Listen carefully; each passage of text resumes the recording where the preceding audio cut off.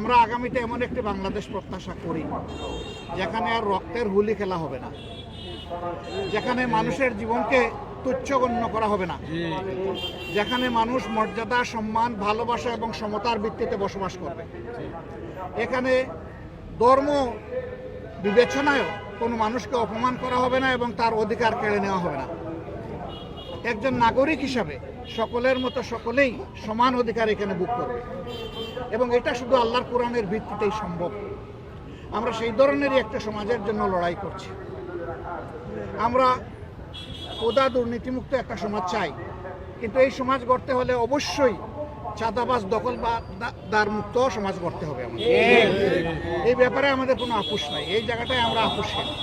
আর সেই সমাজ গঠনে আমরা দেশবাসীর সহযোগিতা চাই এবং আপনারা সাংবাদিক বন্ধুগণ যারা আছেন, আপনাদেরকে আল্লাহ তাআলা এমন একটা জায়গায় রেখেছেন যে আপনারাই সমাজের পুরা চিত্রটা দেশ এবং দুনিয়ার সামনে তুলে ধরতে পারেন।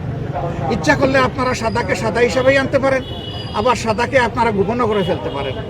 আমাদের অনুরোধ থাকবে সাদার বিকাশ এবং কালোর বিনাশে আপনারা ভূমিকা রাখবেন ইনশাআল্লাহ।